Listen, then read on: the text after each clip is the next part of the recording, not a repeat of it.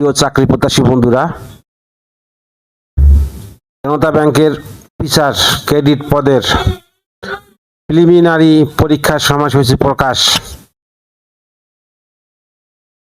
Bankers selection committee সচিবালয়ের তত্ত্বাবধানে জনতা bank এলসির 2022 সাল ভিত্তিক অফিসার পদের প্রিলিমিনারি পরীক্ষার সময়সূচি প্রকাশ করা হয়েছে।